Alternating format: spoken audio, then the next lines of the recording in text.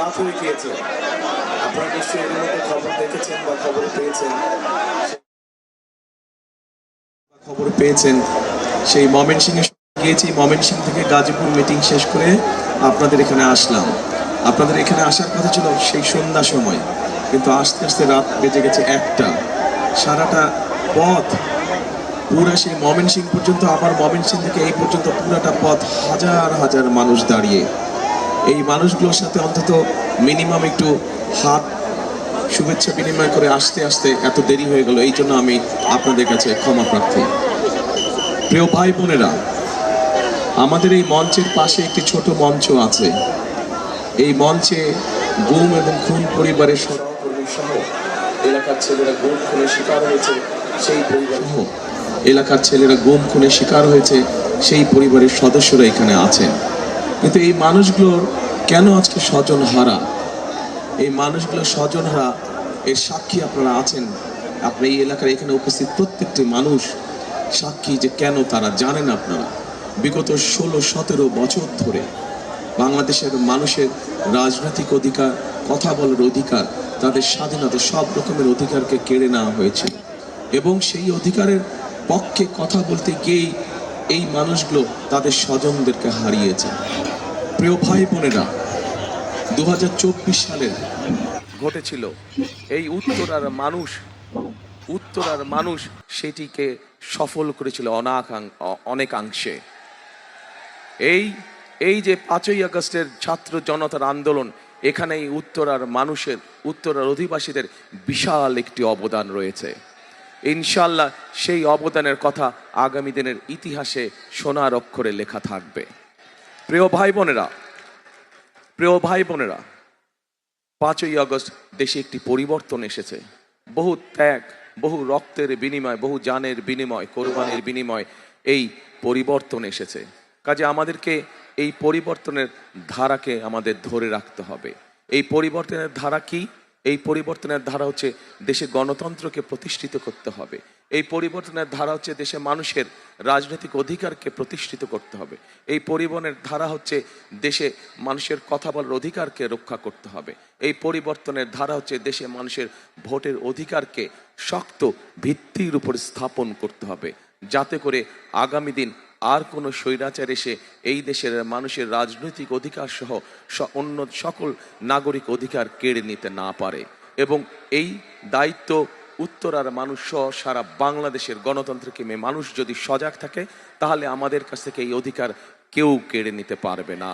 প্রিয় ভাই বোনেরা, আজ রাত অনেক হয়েছে। আপনারা গত 7-8 ঘন্টা ধরে এখানে অপেক্ষা করছেন আমার অপেক্ষায়। কাজেই বক্তব্য দীর্ঘায়িত করব না। সামনের 12 তারিখে নির্বাচন। এই নির্বাচনে স্বাভাবিকভাবেই আমরা নির্বাচনের সময় দেখছি যে এক দল আরেক দল সম্পর্কে বিভিন্ন রকম কথাবার্তা বলছে। আজকে যদি আমিও আপনাদের সামনে এখানে দাঁড়িয়ে বিভিন্ন রাজনৈতিক দল সম্পর্কে বিভিন্ন কথা বলি, তাতে কোনো লাভ হবে কি? তাতে কোনো লাভ হবে না। জনগণের তাতে তেমন কোনো উপকার হবে না। কাজেই আজকে আমাদেরকে ঠান্ডা মাথায় বসে চিন্তা করতে হবে, আলাপ আলোচনা করতে হবে, সিদ্ধান্ত নিতে হবে যে কি কি কাজ করলে জনগণের সমস্যার সমাধান কিছুটা হলেও লাঘব হয়। উত্তরার মানুষের সমস্যার সমাধান, ঢাকা শহরে, ঢাকা মহানগরীর মানুষের সমস্যার সমাধান সহ সমগ্র বাংলাদেশের খেটে খাওয়া মানুষের সমস্যার সমাধান একটু হলেও কীভাবে লাঘব করা সম্ভব হয়, সেই বিষয়গুলো নিয়ে আমাদের পরিকল্পনা করতে হবে, সেই বিষয়গুলো নিয়ে আমাদেরকে চিন্তা ভাবনা করতে হবে এবং সেই বিষয়গুলো আমাদেরকে বাস্তবায়নের কাজ করতে হবে। সেই বিষয়গুলো নিয়ে আমাদেরকে কাজ করতে হবে। প্রিয় ভাই বোনেরা, আমি জানি এই এলাকার মানুষের কিছু সমস্যা, এর মধ্যেই আমরা খোঁজ খবর করেছি যে এই এলাকার মানুষের কি কি সমস্যা।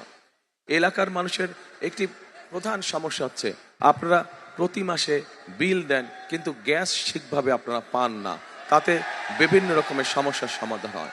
প্রিয় ভাই বোনেরা, এই সমস্যা শুধু এই এলাকার মানুষের সমস্যা না, সমগ্র দেশে বিগত সময় আমরা দেখেছি কোনোভাবেই দেশে নতুন গ্যাস কূপের সন্ধান করতে দেওয়া হয়নি।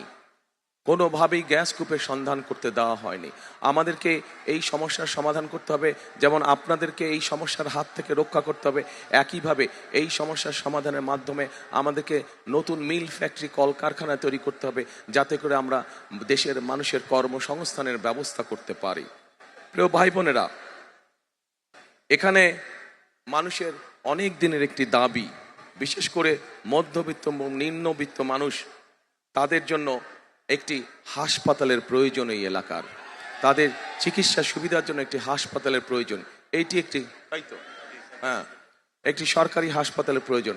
ইনশাল্লাহ এই ব্যাপারে ধানের শীষ বিজয় হয়ে 12 তারিখে সরকার গঠনে সক্ষম হলে ইনশাল্লাহ আপনাদের দয়া, আপনাদের সমর্থনে, আল্লাহর রহমতে আমরা এই ব্যাপারে উদ্যোগ গ্রহণ করব। প্রিয় ভাই বোনেরা, আরেকটি সমস্যা, যেই সমস্যায় শুধু এই এলাকার মানুষ নয়, এই সমস্যায় সারা বাংলাদেশের মানুষ কষ্ট পাচ্ছে। কি সেই সমস্যা? সেই সমস্যা হচ্ছে পানি সংকট। এই এলাকার মানুষ যেরকম বিল দেয় কিন্তু পানি সঠিকভাবে পায় না, ঠিক একইভাবে আমাদের দেশের খাল বিল সবগুলো শুকিয়ে গিয়েছে। ওপারে বাঁধ নির্মাণ করে আমাদের নদীর প্রবাহগুলোকে বন্ধ করে দেওয়া হয়েছে। প্রিয় ভাই বোনেরা, এই এলাকার পানির সমস্যার সমাধান যেমন আমাদেরকে করতে হবে, একইভাবে সমগ্র দেশে আমাদেরকে পানির সমস্যার সমাধান করতে হবে। এবং সেই জন্যই আমরা খাল খনন কর্মসূচি গ্রহণ করেছি, যার মাধ্যমে আমরা শুধু এই এলাকার মানুষের পানির সমস্যার সমাধান না, চেষ্টা করব আমরা ইনশাল্লাহ সারা দেশের পানির সমস্যার সমাধান করার জন্য। প্রিয় এলাকাবাসী, প্রিয় ভাই বোনেরা, সামনে কয়দিন পরে বর্ষা মৌসুম শুরু হবে। শীত শেষ হলেই কয়দিন পরে বর্ষা মৌসুম শুরু হবে, এবং বর্ষা মৌসুম যখন শুরু হয় তখন এই এলাকার মানুষের সবচেয়ে বড় দুর্ভোগ হয় জলাবদ্ধতা। অনেকগুলো রাস্তাঘাট আছে এই এলাকার ভিতরে ভিতরে, যেগুলো সব পানির নিচে চলে যায়। এই জলাবদ্ধতা এই এলাকায় যেরকম আছে, ঢাকা শহরের বিভিন্ন এলাকায় আছে। আমাদেরকে মানুষকে এই জলাবদ্ধতা থেকে দূর করতে হবে। ইনশাল্লাহ আগামী 12 তারিখে বিএনপি সরকার গঠন করলে, এখান থেকে ধানের শীষকে আপনারা বিজয় করে নিয়ে আসলে, বিএনপি সরকার গঠন করলে জলাবদ্ধতার সমস্যার সমাধান সবচাইতে আগে ইনশাল্লাহ আমরা করব, যাতে মানুষের অন্তত চলাফেরাটা সঠিকভাবে করতে পারে মানুষ। ওটা তো সারা বাংলাদেশে। আরেকটি তীব্র সমস্যা এই এলাকার মানুষের, সেটি হচ্ছে যানজট। প্রিয় এলাকাবাসী, যানজট শুধু এই এলাকা নয়, এই সমস্যা আমাদের সারা ঢাকা শহরে রয়েছে। কি করে যানজটকে নিয়ন্ত্রণ করা যায়, কিভাবে যানজটের সমস্যা সমাধান করা যায়, এ ব্যাপারে আমাদের একটি পরিকল্পনা আছে। যেহেতু আজকে অনেক দেরি হয়ে গিয়েছে, সেই জন্য আমি আর বিস্তারিত বলবো না। একটি বিশাল সমস্যা এই এলাকায়, মাদকের একটি বিশাল সমস্যা রয়ে গেছে এই এলাকায়। এবং প্রিয় ভাই বোনেরা, এই সমস্যাটা একটি ভয়ঙ্কর একটি সমস্যা, যেই সমস্যার ফলে অনেক পরিবার ধ্বংস হয়ে যায়, অনেক পরিবার ধ্বংস হয়ে গিয়েছে, অনেক পরিবার ধ্বংস হয়ে যাচ্ছে। আমাদেরকে যে কোনো মূল্যে, যে কোনো প্রকারে এই সমস্যার আমাদেরকে সমাধান করতে হবে। এই সমস্যা থেকে এলাকাবাসী সহ দেশের মানুষকে আমাদের বের করে নিয়ে আসতে হবে। আরেকটি বিশাল সমস্যা আছে এই এলাকার, যেরকম এটি সমস্যা একইভাবে সারা বাংলাদেশে, অর্থাৎ লক্ষ লক্ষ শিক্ষিত, অল্প শিক্ষিত, অর্ধশিক্ষিত, যাই হোক না কেন, তরুণ আছে, যুবক আছে, যাদের কর্মসংস্থান নেই। আমাদেরকে তাদের কর্মসংস্থানের ব্যবস্থা করতে হবে। আমরা যদি আমার তরুণদের জন্য, যুবকদের জন্য আজ কর্মসংস্থানের ব্যবস্থা করতে পারি, ধীরে ধীরে আমরা একটি আমাদের প্রত্যাশিত বাংলাদেশ গড়ে তুলতে পারবো। প্রিয় ভাই বোনেরা, কাজ অনেক আছে। বিগত 16 বছর, 17 বছর আমরা শুধু বড় বড় গল্প শুনেছি, কিন্তু মানুষের সমস্যার কোনো সমাধান আমরা দেখিনি। আমাদের সামনে অনেক কাজ, বাংলাদেশের সামনে অনেকগুলো চ্যালেঞ্জ আছে।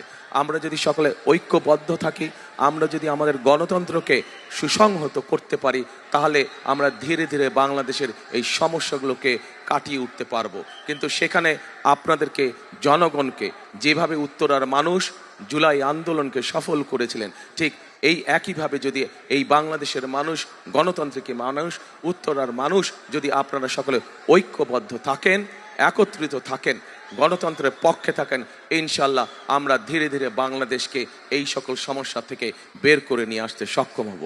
প্রিয় ভাই বোনেরা, কিন্তু আমি যেই কাজগুলো আপনাদের জন্য করতে চাইছি, এই এলাকার মানুষ সহ দেশের মানুষের জন্য আমি করতে চাইছি, এই কাজগুলো করতে হলে আপনাদের সমর্থন প্রয়োজন। আপনাদের সমর্থন ছাড়া আমরা এই কাজগুলো করতে পারবো না। এই যেই কাজগুলো আমরা করতে চাইছি, যেই পরিকল্পনাগুলো আমরা নিয়েছি, আপনারা কি মনে করেন এই কাজগুলো আমরা যদি করতে সক্ষম হই, আপনাদের সমস্যার সমাধান কিছুটা হলেও হবে? আপনাদের কি এটা মনে করেন আপনারা সমস্যার সমাধান? তাহলে প্রিয় ভাই বোনেরা, প্রিয় এলাকাবাসী, আপনাদের সমর্থন দরকার। আপনাদের সমর্থন ছাড়া কিন্তু আমরা করতে পারবো না। এবং আপনাদের সমর্থন হচ্ছে ধানের শীষকে বিজয়ী করতে হবে। ধানের শীষকে বিজয়ী করতে পারলে আমাদের হাত শক্তিশালী হবে। আমাদের হাত শক্তিশালী হলে ইনশাল্লাহ আমরা এলাকার সমস্যার সমাধানগুলো করতে সক্ষম হব। আগামী 12 তারিখে নির্বাচন, যেই নির্বাচন ছিল, যেই অধিকার বহু কষ্টের বিনিময় এই দেশের মানুষ অর্জন করেছে। প্রিয় সহকর্মীবৃন্দ, প্রিয় এলাকাবাসী ভাই বোনেরা, এই অধিকারের বিরুদ্ধে একটি পক্ষ আগেও যেমন ষড়যন্ত্র করেছিল, অধিকারকে কেড়ে নিয়ে গিয়েছিল, ঠিক এখনো কেউ কেউ এর বিরুদ্ধে আবার ষড়যন্ত্র শুরু করেছে। একটু আগে আমি বলেছি, আপনারা যদি সকলে আমাদেরকে সমর্থন দেন, তাহলে যে কোনো ষড়যন্ত্রকে আমরা ছিন্ন করে বেরিয়ে আসতে পারবো। আপনারা যদি সমর্থন দেন, তাহলে যে কোনো ষড়যন্ত্রের বেড়াজাল থেকে আমরা বাংলাদেশকে বের করে নিয়ে আসতে পারবো। সেজন্যই প্রিয় ভাই বোনেরা, আগামী 12 তারিখে আপনাদের একটি গুরুত্বপূর্ণ কাজ রয়েছে। এই দেশের মানুষের গণতান্ত্রিক অধিকারকে প্রতিষ্ঠিত করার জন্য, এই দেশের মানুষের প্রত্যাশিত আগামী দিনে প্রত্যাশিত বাংলাদেশকে গড়ে তোলার জন্য আপনাদের একটি গুরুত্বপূর্ণ ভূমিকা রয়েছে। এখন আমি যদি আপনাদের কাছে জানতে চাই, কি সেই ভূমিকা আপনাদের যেটি পালন করতে হবে, বলবেন কি আপনারা? যে বুঝি না, কিচ্ছু বোঝা যায় না। ধানের শীষকে জয়যোগ করতে হবে, রাইট।